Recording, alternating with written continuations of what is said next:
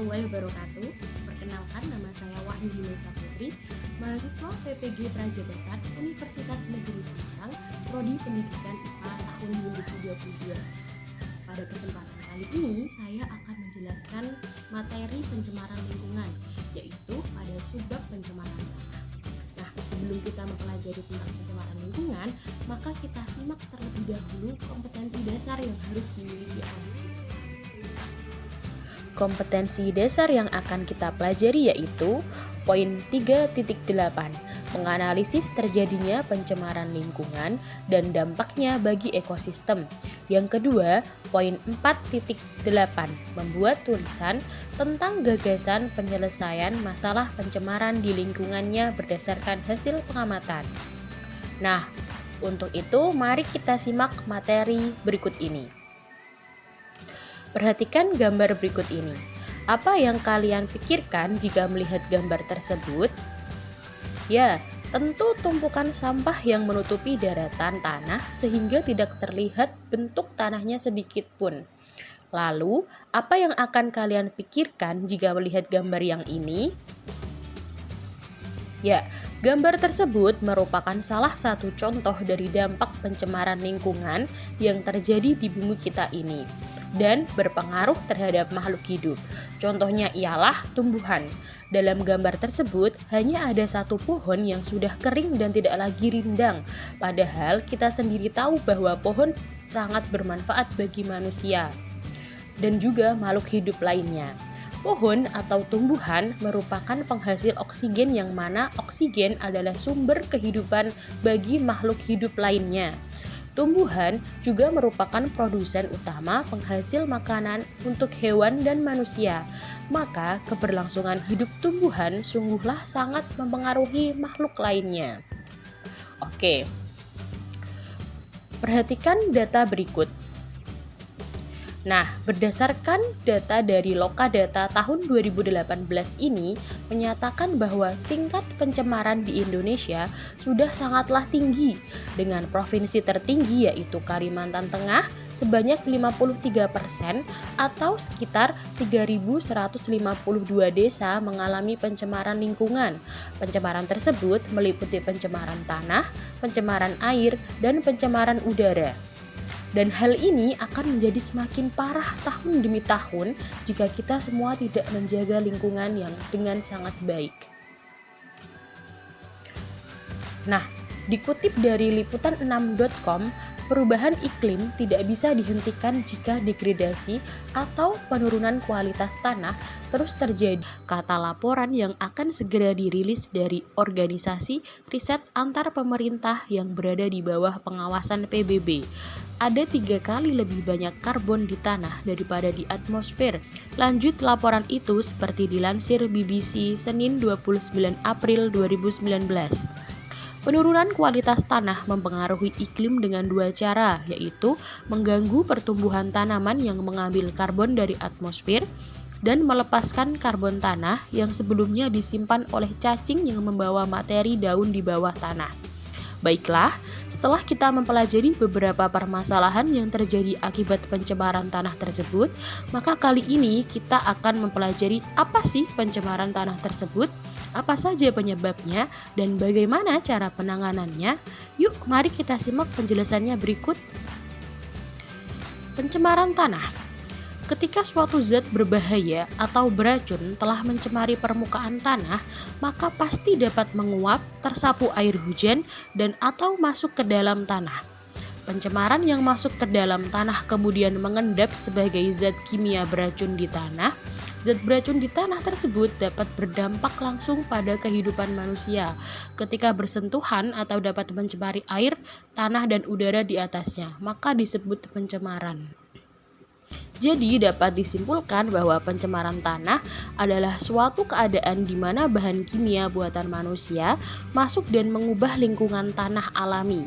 Pencemaran ini biasanya terjadi karena kebocoran limbah cair atau bahan kimia industri atau fasilitas komersial. Misalnya penggunaan pestisida, masuknya air permukaan tanah tercemar ke dalam lapisan subpermukaan, kecelakaan kendaraan pengangkut minyak, zat kimia, atau limbah. air limbah dari tempat penimbunan sampah serta limbah industri yang langsung dibuang ke tanah secara tidak memenuhi syarat atau illegal dumping. Nah, untuk faktor penyebab pencemaran tanah yaitu limbah domestik.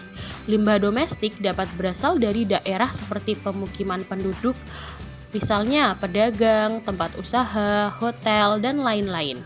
Kelembagaan, misalnya kantor-kantor pemerintahan dan swasta, serta tempat-tempat wisata.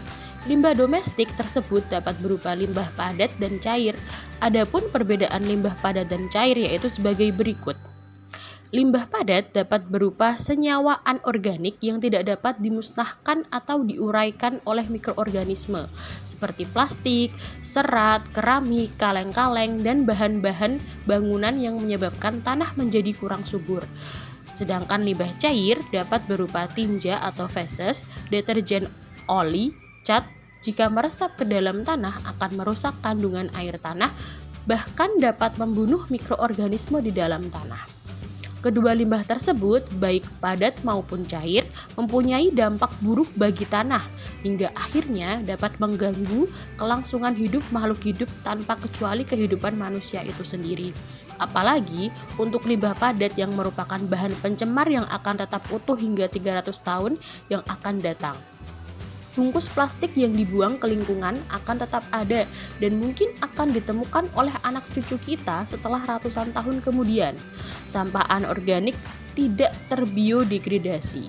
Hal ini yang menyebabkan lapisan tanah tidak dapat ditembus oleh akar tanaman dan tidak ditembus oleh air. Sehingga peresapan air dan mineral yang dapat menyuburkan tanah hilang dan jumlah mikroorganisme di dalam tanah pun akan berkurang. Akibatnya, tanaman sulit tumbuh bahkan akan mati karena tidak memperoleh makanan untuk tumbuh dan berkembang. Yang selanjutnya adalah limbah industri. Limbah industri berasal dari sisa-sisa produksi industri.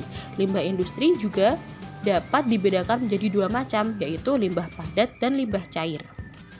Limbah industri berupa limbah padat yang merupakan hasil buangan industri berupa padatan, lumpur, dan bubur yang berasal dari proses pengolahan. Misalnya, sisa pengolahan pabrik gula, pulp, kertas, dan rayon. Kalau untuk limbah industri berupa limbah cair, merupakan hasil pengolahan dalam suatu proses produksi. Misalnya, sisa-sisa pengolahan industri pelapisan logam dan industri kimia lainnya, tembaga, timbal, perak, dan lain-lain. Dan yang ketiga yaitu limbah pertanian. Indonesia dikenal sebagai negara agraris yang sebagian besar penduduknya bermata pencaharian sebagai petani. Akan tetapi, karena ketidaktahuan, tidak sedikit petani yang menggunakan pupuk sintetik melebihi ketentuan atau caranya tidak tepat. Akibatnya, limbah pertanian yang berupa sisa-sisa pupuk sintetik untuk menyuburkan tanah atau tanaman tercemar. Misalnya, pupuk urea dan pestisida untuk pemberantas hama tanaman. Penggunaan pupuk yang terus-menerus dalam pertanian akan merusak struktur tanah.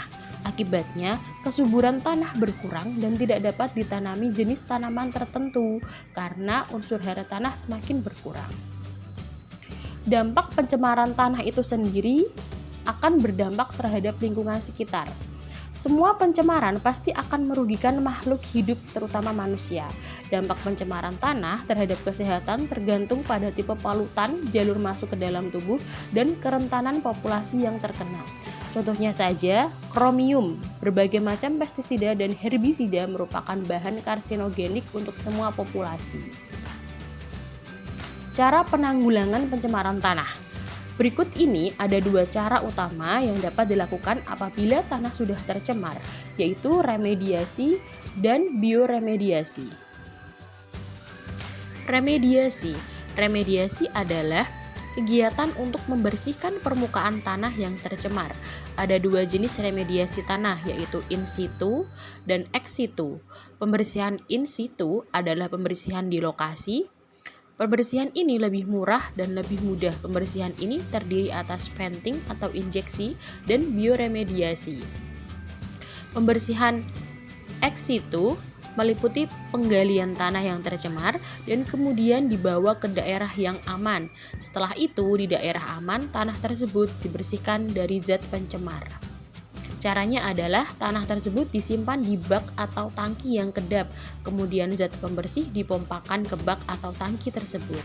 Selanjutnya, zat pencemar dipompakan keluar dari bak yang kemudian diolah dengan instalasi pengolahan air limbah. Pembersihan ex situ ini jauh lebih mahal dan rumit. Dan yang kedua, bioremediasi. Bioremediasi adalah proses pembersihan pencemaran tanah dengan menggunakan mikroorganisme, jamur atau bakteri. Bioremediasi bertujuan untuk mencegah atau mendegradasi zat pencemar menjadi bahan yang kurang beracun atau tidak beracun. Oke, mari kita lakukan eksperimen sederhana untuk mengetahui tentang pencemaran lingkungan, yaitu pencemaran tanah yang terjadi secara langsung di dekat kita. Nah, mari kita lakukan percobaan kali ini, yaitu alatnya ada semacam cup atau tempat, dan yang kedua ada deterjen dan ada pengaduk. Mari kita lakukan.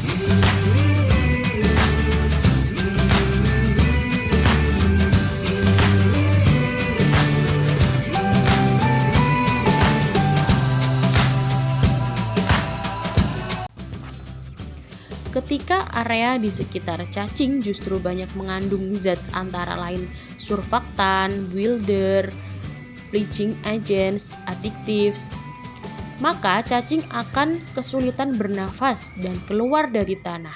Padahal banyak sekali manfaat cacing bagi kesuburan tanah. Untuk itu, kita semua harus bersama-sama menjaga lingkungan kita tercinta agar tidak semakin rusak. Demikian yang dapat saya sampaikan, kurang lebihnya mohon maaf. Terima kasih. Wassalamualaikum warahmatullahi wabarakatuh.